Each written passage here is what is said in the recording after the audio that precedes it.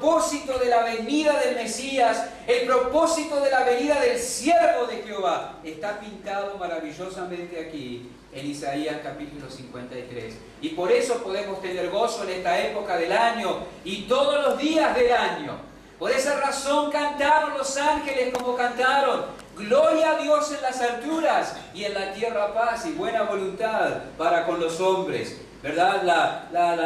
La justicia y la santidad de Dios serían reivindicadas. La gracia y la misericordia divina podrían manifestarse ahora abundantemente. El significado de la cruz poéticamente está expresado en el Salmo 85, versículo 10. El Salmo 85, una página hacia la izquierda en su Biblia, y si llegan ahí lo leen con sus vistas, si no, escuchan la lectura. Dice: la misericordia y la verdad se encontraron, la justicia y la paz se besaron. La verdad brotará de la tierra, la justicia mirará desde los cielos. Jehová dará también el bien y nuestra tierra dará su fruto. La justicia irá delante de él y sus pasos nos pondrá por camino. No sé si usted tiene por costumbre marcar su Biblia, pero usted puede dibujar una cruz al lado del versículo 10, porque fue en la cruz donde la misericordia y la verdad se encontraron, y fue en la cruz donde la justicia y la paz se besaron. Ese es el propósito por el cual vino el siervo de Jehová. Dios no hubiera podido, no podrá, mejor dicho, jamás ser tildado de injusto ni de incoherente, porque la cruz hizo posible que la justicia y la verdad se encontraran, ¿verdad? Y la misericordia y la paz se besaran, o al revés, así como está escrito en el Salmo 85. El perdón sería provisto sobre la base de la justicia. Para eso Dios envió a su siervo. Se ofrecía como víctima por el pecado, para que, quitado el pecado, el perdón pudiera ser extendido a los que Dios había escogido para salvación. Maravilloso. El propósito por el cual vino el siervo, vino el Mesías, está aquí en Isaías capítulo 53. ¿Sí? Todo el texto es rico. Podríamos estar, como hemos estado en cierto momento en el pasado, versículo por versículo examinando este capítulo. Pero esta tarde vamos a prestar atención a 4 frases que se destacan en este cuarto cántico del siervo sufriente que encontramos en Isaías capítulo 53. La primera de esas frases está en el versículo 3. Despreciado y desechado entre los hombres. Despreciado y desechado entre los hombres. En este cántico Isaías comienza con una descripción detallada del concepto que los hombres tendrían del Mesías y de cómo lo tratarían cuando Él entrara en este mundo. Despreciado y desechado entre los hombres. Y lo que leemos aquí realmente no deja de sorprendernos. El siervo de Jehová, el Hijo de Dios, el Mesías, el que vino para ofrecerse como sacrificio por el pecado, fue despreciado y desechado entre los hombres. Eso no deja de sorprendernos y no debe dejar de sorprendernos. Muestra, entre otras cosas, algo muy cierto y desagradable: la realidad de la maldad del corazón humano. Esa es la única razón por la cual Cristo fue despreciado y desechado entre los hombres. Piensen conmigo: el siervo vendría para hacer la voluntad de Dios. El siervo vendría para expiar el pecado. El siervo vendría para hacer la voluntad de Dios. El siervo vendría para obtener lo que millones de sacrificios de animales no habían podido y jamás podrían obtener: el trato definitivo del pecado. El siervo vino para, con su ofrenda, tratar y quitar de una vez y para siempre el pecado a los ojos de Dios. Algo que millones de sacrificios de animales jamás hasta ese momento habían podido obtener y jamás hubieran podido obtener. En virtud del sacrificio de Cristo, el pecado sería quitado. Hasta el momento, hasta la cruz, el pecado era pasado por alto, aguardando el sacrificio y el trato definitivo. Pero seguía estando allí. Pero Cristo vino para quitar el pecado. He aquí el Cordero de Dios que quita el pecado del mundo. Ahora piensen ustedes, ¿no se esperaría que a la luz de lo que vendría a ser la recepción y la bienvenida por parte de los beneficiarios, no tendría que haber sido otra? ¿No tendría que haber sido otra? La recepción, la bienvenida del pueblo de Dios cuando el siervo llegó, cuando el Mesías vino, teniendo en cuenta lo que iba a hacer Él a favor de ellos. Todo el pueblo debía haber estado dispuesto a recibirlo y a honrarlo, porque Él vendría como sacrificio definitivo por el pecado. Pero no fue así. No fue así. Cristo fue despreciado por su pueblo y de acuerdo con la profecía de Isaías, no lo estimaron. Dice al final del versículo, fue menospreciado y no lo estimamos. Lo consideraron como de poca importancia. Juan lo comprobó diciendo, a lo suyo vino y los suyos no le recibieron. Y predicando en el día de Pentecostés, luego de la venida del Espíritu Santo, Pedro proclamó, el Dios de Abraham, de Isaac y de Jacob, el Dios de nuestros padres, ha glorificado a su Hijo Jesús, a quien vosotros entregasteis y negasteis delante de Pilato, cuando éste había resuelto ponerle en libertad, mas vosotros negasteis al santo y al justo. Ese fue el trato que él recibió, a pesar de los beneficios que vino a traer a su pueblo. Ese fue el trato que él recibió de parte de los suyos. Y no solamente fue la actitud, esa actitud fue manifiesta en hechos viles, crueles y aberrantes que se hicieron en contra de Cristo. Lo llamaron amigo de publicanos y pecadores, lo cual no significa otra cosa que hacerlo igual a lo peor en las mentes de aquellos que vivían en aquel entonces de la sociedad. Él es de lo peor. ¿Ha oído a alguien hablar así de otra persona? Es de lo peor. Así hablaron y estimaron a Cristo. Pero además lo escupieron. Además le dieron puñetazos. Además lo insultaron. Además lo ridiculizaron. Además se burlaron de él. Despreciado y desechado entre los hombres, a pesar del beneficio que vino a traer al pueblo.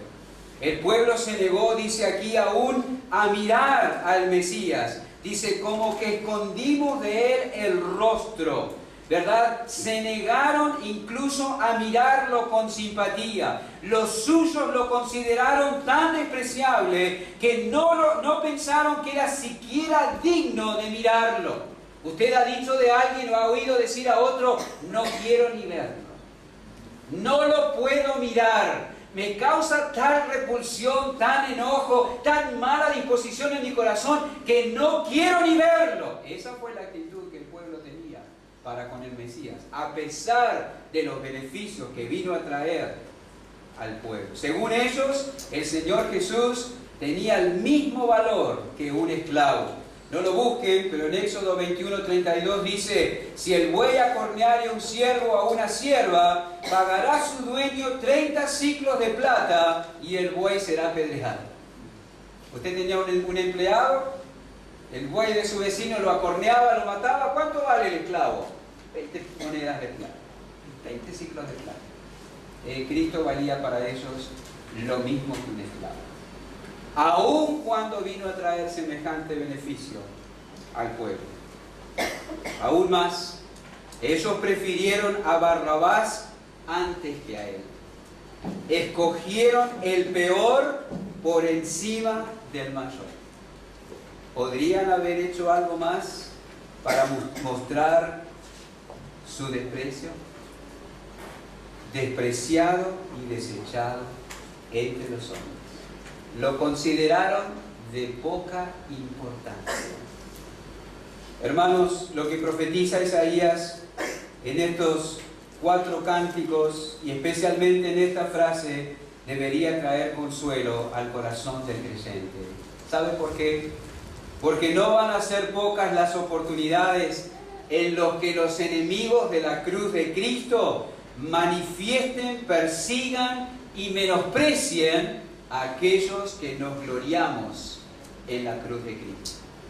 No van a ser pocas las oportunidades en los que los enemigos de la cruz de Cristo menosprecien a aquellos que nos gloriamos en la cruz de Cristo. No tengan dudas, hermanos, el mundo tiene poco a los creyentes.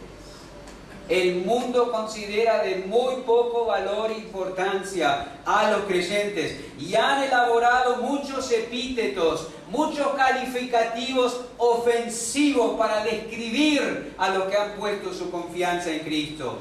En momentos de la historia y en determinados lugares, los creyentes han sido brutalmente perseguidos, aún hoy en varios lugares en el mundo. Y quizá momentos así han de volver a verificarse, y aún en medio nuestro. Segunda Timoteo capítulo 3, versículo 12 dice: y todos los que quieren vivir piadosamente en Cristo Jesús padecerán persecución. Serán tenidos en poco. Serán considerados nada y serán objeto de un brutal maltrato de parte del mundo. Pero lo que cuenta, hermanos, es la opinión y la consideración de Dios. El mundo puede menospreciarnos. El mundo puede decir de nosotros lo que quiera. El mundo puede incluso hacer con nosotros lo que quiera. Pero somos estimados a los ojos de Dios, preciosos para Él en Cristo Jesús. Después de todo, aquel a quienes los suyos consideraron como de ninguna importancia, al final fue exaltado por Dios. Si al mundo se le hubiera dado la oportunidad de elegir a alguien para exaltarlo hasta lo sumo, no hubiera sido Cristo la elección de este mundo. Pero fue la elección de Dios. Fue la voluntad de Dios. Así que tengamos en cuenta eso. La segunda frase en la que quisiera detenerme es en la frase que abre el versículo 5. Mas Él herido fue por nuestras rebeliones. Mas Él herido fue por nuestras rebeliones. Alguien ha llamado al contenido de Isaías 53 el poema del glorioso intercambio. Hay un continuo intercambio entre los pronombres nosotros y Él. Ustedes pueden tomar nota de eso. El versículo 4. Ciertamente llevó Él nuestras enfermedades y sufrió nuestros dolores, y nosotros le tuvimos por azotado, por herido de Dios y abatido. Mas Él herido fue por nuestras rebeliones, molido por nuestros pecados. El castigo de nuestra paz fue sobre Él, y por su llaga fuimos nosotros curados. Todos nosotros nos descarriamos como ovejas, cada cual se apartó por su camino, mas Jehová cargó en Él el pecado de todos nosotros. Hay un continuo intercambio entre Él y nosotros aquí. Es el intercambio que se efectuó en el Gólgota. Es el intercambio que se efectuó en la cruz. Es el intercambio que se verificó en función del sacrificio de Cristo. Mis pecados fueron puestos sobre Él y su justicia fue puesta a mi cuenta.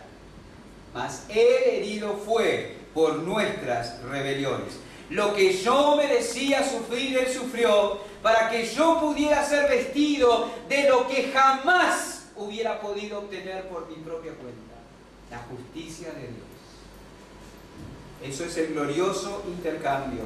Fueron puestos sobre Él nuestras rebeliones y nuestros pecados, y por su sufrimiento nosotros alcanzamos salvación. Queda claro aquí que el siervo llevaría y sufriría por los pecados de otros. Eso es lo que destaca la frase: mas Él herido fue por nuestras rebeliones. Sabe que muchos se confundieron y no comprendieron, y muchos aún hoy no comprenden la razón de los padecimientos de Cristo. En aquel entonces muchos se equivocaron al hacer un juicio sobre la causa por la cual Cristo estaba sufriendo. Incluso muchos creyeron que Dios lo estaba castigando por sus propios pecados. Dice al final del versículo 4, nosotros le tuvimos por azotado, por herido de Dios y abatido. Algo habrá hecho, algún pecado oculto debe tener. Por eso vino la maldición de Dios sobre él en esta forma tan cruenta y tan aborrecible. Pero Dios dice de su siervo, mas él herido fue por nuestras rebeliones. Ustedes piensen lo que quieran, piensen que sufre por razones propias, pero él está padeciendo por pecados ajenos. Mas él herido fue por nuestras rebeliones. Muchos pensaron, está recibiendo lo que merece, pero en realidad él estaba recibiendo lo que yo merecía y lo que tú merecías por causa de tu pecado. Los sufrimientos del Mesías llegaron a su clímax, como se describe aquí, con las palabras herido, molido, castigado y azotado. Mas él herido fue por nuestras rebeliones, molido por nuestros pecados, el castigo de nuestra paz fue sobre él, y por su llaga fuimos nosotros curados. Ese es el clímax de su sufrimiento. Todos estos términos implican una muerte cruel y violenta. Lo glorioso es que estos sufrimientos tienen un efecto expiatorio. Todos nosotros nos descarriamos como ovejas, cada cual se apartó por su camino, mas Jehová cargó en él el pecado de todos nosotros. Nosotros le tuvimos por herido de Dios y abatido, mas él herido fue por nuestras rebeliones. Él sufrió sin haber hecho mal por todos aquellos que hemos pecado contra Dios. El intercambio glorioso. El apóstol Pedro tomó esta declaración de Isaías para exhortar a los creyentes en su primera carta a estar dispuestos a sufrir injustamente. En la primera carta del apóstol Pedro, el capítulo 2, el versículo 21 dice, pues para esto fuisteis llamados. ¿Qué es esto a lo que fuimos llamados? A sufrir haciendo lo bueno. Fuimos llamados a sufrir aún habiendo hecho lo bueno. Para esto fuisteis llamados, porque también Cristo padeció por nosotros, dejándonos ejemplo para que sigáis sus pisadas, el cual no hizo pecado, ni se halló engaño en su boca, que cuando le maldecía no respondía con maldición, cuando padecía no amenazaba, sino encomendaba la causa al que juzga justamente, quien llevó él mismo nuestros pecados en su cuerpo sobre el madero, para que nosotros, estando muertos a los pecados, vivamos a la justicia, y por cuya herida fuisteis sanados. El herido fue por nuestras rebeliones. El intercambio glorioso. Pero eso tiene una aplicación práctica que no podemos obviar como creyentes. Cristo nos enseña cómo aceptar el sufrimiento que la mano de Dios dispone sobre nosotros, aun cuando hemos estado obrando bien. Hermanos, ¿tiene ese pensamiento cabida en su corazón, en su mente? Dios puede disponer de sufrimiento sobre su vida, aun cuando usted esté obrando bien. ¿Cabe ese pensamiento en su mente? Porque eso puede venir a su vida. Eso puede venir. Nos resignamos cuando sufrimos por algo que hemos hecho mal. Es como que lo aceptamos, me lo merezco, está bien, no estoy del todo de acuerdo, pero bueno, hay algo en mí que explica este sufrimiento. Pero ¿qué pasa cuando solo hemos hecho bien y cosechamos aflicción, o padecimientos, o persecución, o mala comprensión de parte de otras personas? Cristo nos enseña cómo aceptar el sufrimiento que la mano de Dios dispone sobre nosotros, aun cuando hemos obrado bien. Hermanos, qué rápido olvidamos el sufrimiento que nuestro pecado le causó a Cristo. Qué rápido olvidamos el sufrimiento que nuestro pecado le causó a Cristo. Pero también, qué lentos somos para olvidar el sufrimiento que otros nos provocan a nosotros. Nos olvidamos muy fácil que yo le causé sufrimiento a Jesús. Pero nos cuesta olvidar cuando otros nos traen sufrimiento a nuestra, porque no aplicamos la misma regla, porque no tenemos la misma disposición, porque no tenemos la misma actitud. También somos lentos para olvidar el sufrimiento que otros nos provocan a nosotros. El hecho de que mis injusticias causaran el sufrimiento de Cristo y que Él lo sobrellevó con paciencia y con sumisión, debe motivarnos a sobrellevar el sufrimiento injusto que otros traen a nuestras vidas. Hay gente que dice, ay, yo en eso soy como mi padre. Mi padre, cuando le hacían algo, por favor, había que esconderse. Tú no tienes que ser como tu padre, tienes que ser como tu Salvador. Ah, mi madre era así, mi madre era buenísima, andaba por todo el barrio ayudando a todo el mundo, pero cuando le pisaban el callo, por favor, había que... Y yo soy como mi madre. Tú no tienes que ser como tu madre, tienes que ser como tu Salvador. Sobrellevar con paciencia y sumisión a lo que determina Dios, el sufrimiento injusto que otros traen sobre tu vida, como lo hizo tu Salvador por ti.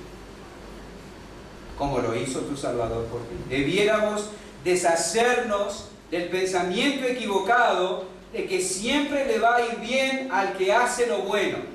De que el hacer lo bueno y el hacer lo correcto es una seguridad de que nadie nos va a hacer nada, una seguridad de que nada malo nos va a pasar, una seguridad de que vamos a ser librados de toda dificultad. Déjame preguntarte, ¿qué mal hizo Cristo? ¿Qué mal hizo Él? Ninguno, absolutamente ninguno. Pero tuvo que beber hasta lo sumo una amarga copa, porque así lo había dispuesto la voluntad del Padre para con Él. ¿Y qué? Si Dios dispone una amarga copa para ti, aun cuando tú procedas bien, sopórtalo con gozo. Porque para esto vino Cristo, para dejarnos ejemplo, para que sigamos sus pisadas. Debemos soportarlo con gozo. Eso es aprobado delante de Dios. La tercera frase en la que quiero que nos detengamos está en versículo 7. Angustiado él y afligido, no abrió su boca. Como cordero fue llevado al matadero y como oveja delante de sus trasquiladores enmudeció y no abrió su boca. Angustiado él y afligido, no abrió su boca. ¿Qué frase, verdad? No abrió su boca. En ningún momento. Ni durante el arresto, durante el juicio, durante la tortura, durante el camino al Gólgota, durante la crucifixión, no abrió su boca. ¿Sabes que si alguien quería aprender malas palabras, podía darse una vuelta por el Gólgota y presenciar una crucifixión y seguramente que ahí aprendía todas? No necesitaba mirar ningún canal, programa de chimentos de la TV abierta para aprender malas palabras, bastaba con ir al Gólgota. Y allí aprendía todas las malas palabras. Porque los allí ajusticiados derramaban amargura, violencia, enojo, frustración en un vocabulario soez, manifestando así su sufrimiento. Pero ¿qué dice de Cristo? No abrió su boca. No abrió su boca para defenderse, no abrió su boca para reclamar sus derechos, no abrió su boca para presentar argumentos, no abrió su boca para pedir ayuda, no abrió su boca para insultar a sus torturadores, no abrió su boca. Podría haber abierto la boca y haber pedido al Padre que le enviara 12 legiones de ángeles para librarlo de la mano de sus enemigos y darle su merecido. Pero permaneció y permitió que lo maltrataran sin abrir la boca. Y hermanos, esto me trae un pensamiento. Qué avergonzados deberíamos sentirnos por el hecho de que por cosas que no admiten comparación con las que se le hicieron a Cristo, nosotros hacemos un escándalo. por cosas que otros nos hacen, que no admiten ninguna comparación con lo que le hicieron a Cristo, nosotros hacemos un estándar. Debería provocar en nosotros vergüenza. Dice la Biblia, como cordero fue llevado al matadero, en el mismo versículo, y como oveja delante de sus trasquiladores, enmudeció y no abrió su boca. Déjame preguntarte esto. ¿A qué animal te pareces cuando te ofenden? ¿Cómo qué animal reaccionas cuando te afligen? ¿Cómo qué animal te portas cuando te agravian? Cristo se asemejó a un cordero. Algunos nos parecemos a una hiena, a un león, a una serpiente. Cristo, a un cordero. Como cordero no ofreció ninguna resistencia. Eso no lo libró del suplicio, pero esa fue su respuesta. Como cordero. No levantó ninguna resistencia a lo dispuesto por el Padre. Él había venido como siervo a obrar la salvación, a obrar la voluntad de Dios y sobrellevaría todo lo que eso implicara. No abriría su boca ante nadie. Todo lo que inventaron en su contra fue una farsa, pero Él no abrió su boca. Todo lo que se dijo en su contra era mentira, pero Él no abrió su boca. Todo lo que se hizo en su contra fue injusto, pero Él no abrió su boca. Mirémonos en ese espejo y veamos cómo respondemos cuando así nos tratan. Quizás usted piensa, pero pastor, usted no espera que yo actúe así, ¿verdad? ¿Verdad que usted no espera que yo actúe así? Bueno, déjeme decirle que lo que espero yo poco importa, pero eso es lo que espera Dios de nosotros. Eso es lo que espera Dios de nosotros. ¿Te ofenden? Obra como Cristo. Probablemente obremos de acuerdo a nuestra tendencia natural o de acuerdo a las influencias que hemos recibido, pero si somos cristianos, debemos actuar como Cristo. No abrió su boca. La frase por cárcel y por juicio fue quitado, que aparece allí en el versículo 8, significa que quienes debieron administrarle justicia, en lugar de hacerlo, estorbaron la justicia. Él no fue tratado con justicia. Le negaron el trato que aún al más vil malhechor debía recibir. Y eso que fue juzgado por el gobernador o el procurador romano. Y según los historiadores, el mayor legado de Roma a la civilización occidental es el derecho. Pero le fue quitado el ejercicio del derecho en el juicio que se hizo contra Cristo. Él no abrió su boca. Él podría haberle dicho a Pilato, ¿y ustedes son los que se jactan de tener las mejores leyes? ¿Ustedes son los que se jactan de tratar con más justicia a los seres humanos? ¿Y a mí me están tratando en esa forma? No abrió su boca. Eso aún le fue negado a Cristo. Le inventaron una causa, diríamos hoy. Le plantaron pruebas, diríamos hoy. Pero Él no abrió su boca. Hay más. Según la ley judía, el Sanedrín no podía reunirse para hacer un juicio contra nadie en una casa particular. El Sanedrín se tenía que reunir en un lugar que se llamaba la sala de las sillas talladas, un recinto junto al templo en Jerusalén. Pero eso se le negó a Jesús. Se reunieron en la casa del sumo sacerdote para enjuiciarlo. Los judíos debían llevar a cabo el juicio en la luz del día, no entre gallos y medianoches, no después del anochecer, pero eso se le negó a Cristo. Y si el veredicto al que se llegaba era de culpabilidad, se tenía que esperar hasta el día siguiente de terminado el juicio para anunciarlo. Y no podía ser el sábado ni en víspera del día de reposo.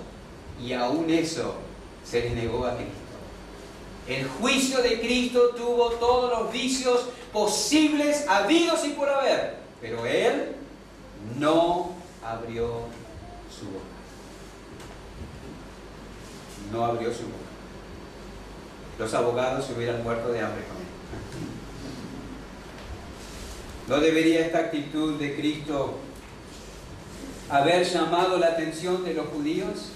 Piensen, años leyendo Isaías 53, llegar a esa frase, angustiado él y afligido, no abrió su boca. Como cordero fue llevado al matadero, como oveja delante de sus trasquiladores enmudeció y no abrió su boca. Ahí estaba el retrato, ahí estaba la descripción, y ahí estaba Jesús sufriendo de las mayores injusticias sin abrir la boca. ¿Cómo no vieron el contacto y lo reconocieron? No se dieron cuenta que estaban ante el Mesías. Los que tenían las Escrituras permanecieron en la oscuridad porque no quisieron ver, endurecidos en su pecado. Dice también su generación, ¿quién la contará? ¿Saben? Los que saben hebreo dicen que esta frase parece obviar a que no prestaron atención a sus antecedentes. En cualquier juicio, el no tener antecedentes amortigua la sentencia. Cuando hay un delito en reiteración real, la sentencia es otra. Pero cuando no hay antecedentes, eso amortigua un poco. No hay reiteración del delito. Pero los judíos no chequearon los antecedentes de Cristo. No les importó. Si hubieran prestado atención a sus antecedentes, a su conducta, a los detalles de su vida, habrían llegado a la conclusión de que era el Mesías en quien se cumplían las Escrituras. Sin embargo, lo acusaron de blasfemo y lo sentenciaron a muerte. Y él no abrió su boca. ¿Recuerdan a quién le llamó la atención el silencio de Cristo? Solo a una persona. ¿A quién? A Pilato. Pilato se sorprendía de que no dijera ninguna palabra. Pilato no conocía la Escritura, pero le sorprendió. Pero los que tenían la Escritura ni cuenta se dieron de ese detalle. No se dieron cuenta. Estuvo dispuesto a sufrirlo todo, porque así lo habría dispuesto el Padre para su gloria, para tratar definitivamente el pecado. Y así fue cortado de la tierra, dice el versículo 8, en la flor de la vida a los 33 años. Ojalá nuestro corazón sea impactado con la verdad de estos versículos. Y la última frase, dice el versículo 10, con todo eso Jehová quiso quebrantarlo, sujetándole a padecimiento. No dejamos de sorprendernos con las frases que aparecen en Isaías 53. Con todo eso, Jehová quiso quebrantarlo, sujetándole a padecimiento. ¡Qué frase sorprendente! Dios estaba detrás de los sufrimientos de Cristo. ¿Él lo sabía? Sí. ¿Cristo sabía eso? Sí. Y vino como un siervo a someterse a todo cuanto Dios había establecido. Es sorprendente. ¿Cómo es esto de que Dios se deleita en ver a su siervo fiel literalmente aplastado? Porque ese es el sentir de la palabra quebrantarlo. Jehová quiso aplastarlo, sujetándole a padecimiento. Hermanos, amigos, fue Dios, así como fue prefigurado en Abraham, quien colocó a su hijo sobre el altar y tomó su vida en lugar de la vida de muchos. El misterio de la cruz. Incomprensible para nuestras vidas. Incomprensible para nuestros corazones. Eso es el Evangelio. El hombre no tiene ningún lugar en el mensaje del Evangelio. Es Dios proveyéndose a sí mismo lo que Él demandaba para quitar el pecado. ¿Qué hace el hombre? Recibe eso como regalo por pura gracia. Dios se lo da, el hombre no lo pide. No hay lugar para el hombre en el Evangelio. Es Dios proveyéndose a sí mismo lo que Él le mandaba para quitar el pecado. Cuando haya puesto su vida en expiación por el pecado, dice el versículo 10, verá linaje, vivirá por largos días, la voluntad de Jehová será en su mano prosperada. Cristo fue ofrecido como sacrificio por la culpa. ¿Por culpa o la culpa de quién? Nuestra culpa. ¿De quién? ¿Por la culpa de quién? ¿O por quién fue ofrecido? ¿Por el pecador que necesita salvación? No, no fue el pecador que ofreció la ofrenda para su salvación. Fue Dios quien ofreció la ofrenda, el que anhela salvar al pecador. Él ofreció la ofrenda. Hermano, cuando mires el Gólgota, míralo a través de Isaías 53. Y ve allí a Dios ofreciéndose, dándose a sí mismo, a su Hijo, como ofrenda que expiará la culpa de muchos. No de todos, de muchos. Es una visión maravillosa. Impresionante. ¿Se retuerce el Hijo bajo la orden del Padre? No. La acepta gustosamente, por amor a los muchos que salvaría. Esto trajo anticipada satisfacción al alma del siervo. Cuando haya puesto su vida en expiación, verá linaje, vivirá por largos días, la voluntad de Jehová será en su mano prosperada, verá el fruto de la aflicción de su alma y quedará satisfecho. Eso trajo anticipada satisfacción al alma del siervo. Él sabía lo que estaba procurando, dándose a sí mismo como ofrenda en obediencia a la voluntad del Padre. Cristo sabía, y eso trajo satisfacción a su alma. El gozo de Cristo fue hacer la voluntad del Padre. Dice en Hebreos 10, el hacer tu voluntad me ha agradado. He aquí que vengo, Dios mío, para hacer tu voluntad. El gozo de Cristo fue hacer la voluntad del Padre. ¿Es así contigo? Déjeme decirle esto. Para la mayoría de los cristianos, el gozo son las bendiciones del Padre. Pero no fue así para Cristo. El gozo de su alma fue agradar al Padre, aun cuando Jehová quiso quebrantarlo, sujetándolo a padecimiento. ¿Es recto tu corazón delante de Dios? Tu mayor agrado, lo que te trae mayor deleite es obedecer al Padre. ¿Es verdad? ¿Es así? Debería ser. Porque el mayor deleite de Cristo fue hacer la voluntad del Padre. ¿Es tu mayor deleite, lo que trae mayor gozo a tu corazón, hacer la voluntad del Padre? ¿Nos deleitamos en agradarle? Mira tu vida. Hazte estas preguntas. ¿Refunfuñas cuando algo te sale mal y no recibes lo que crees que mereces recibir por tu obrar? Si eso es así, entonces tu gozo está en las bendiciones de Dios y no en hacer la voluntad del Padre.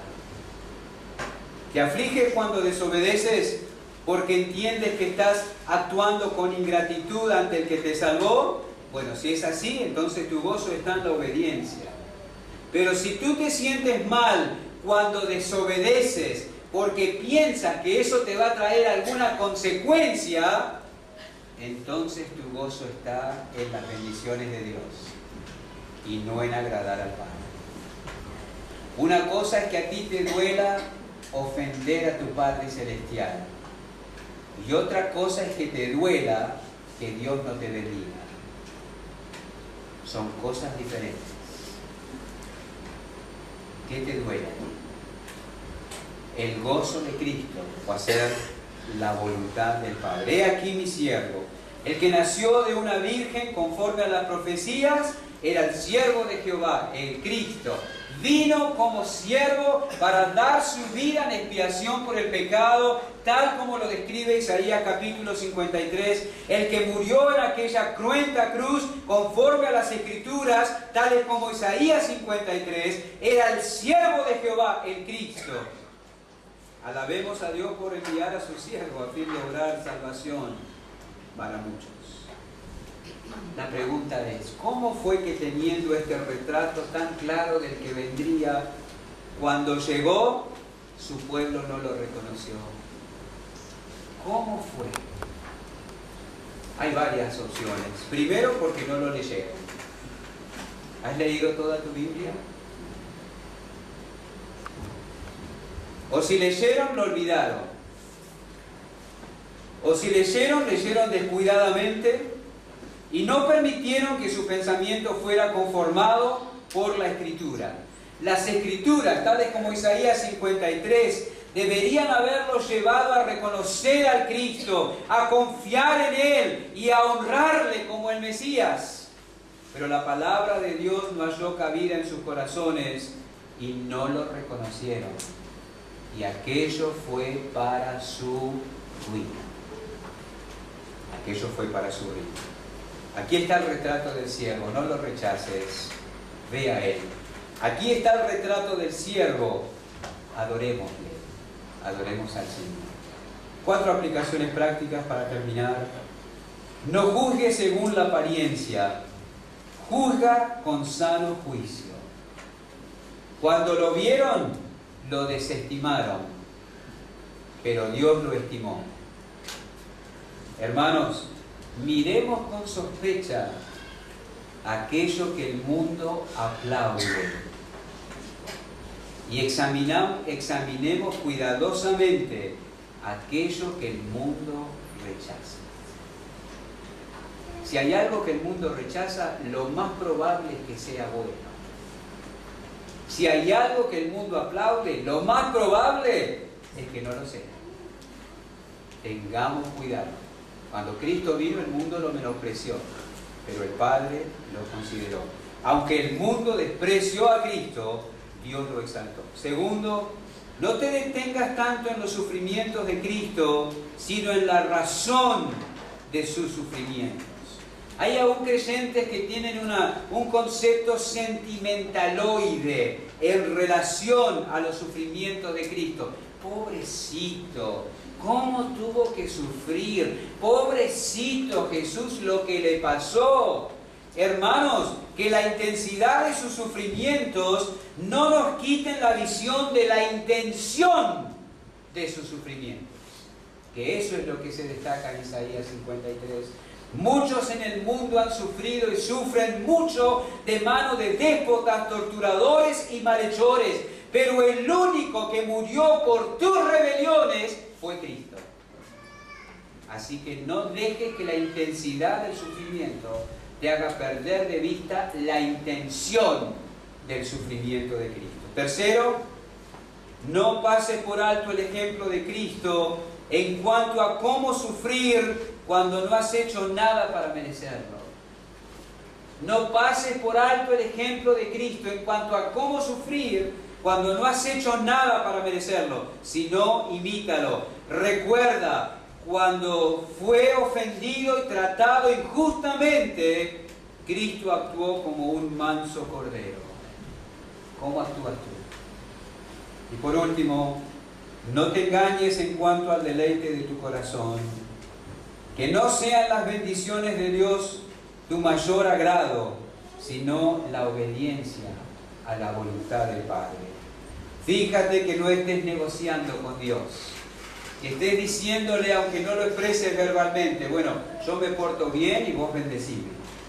Yo vengo a la iglesia, yo leo la Biblia, yo traigo mi ofrenda, yo hablo de Cristo, vengo con mis hijos, actúo correctamente, no miento, no engaño, no adultero, esto, aquello, lo otro. Así que bendíceme. No estés negociando con Dios. Tú debes obedecerle a Dios por quien es Él. Y tener la disposición de Job, aunque Él me matare, en Él confiaré. En Él confiaré. Ese fue el deleite de Cristo. Que ese sea nuestro deleite. La voluntad, la obediencia a la voluntad del Padre. Qué retrato del Salvador. ¿Cómo fue que teniendo semejante retrato no le reconocieron? Que no te pase a ti. El retrato del Salvador es levantado delante de tus ojos y tu corazón por medio de la predicación de la Escritura. Reconócelo como el Salvador. Refúgiate en Él para salvación de tu alma. Padre, gracias por permitirnos mirar esta porción de la Escritura. Te rogamos que tú uses tu palabra en nuestros corazones esta noche. No nos permitas olvidar lo que hemos oído y visto de Cristo, el siervo de Jehová. Que tu Espíritu, Señor, obre en el corazón de cada uno, moviéndonos a las decisiones que debemos tomar en relación a tu Hijo. En el nombre de Jesús.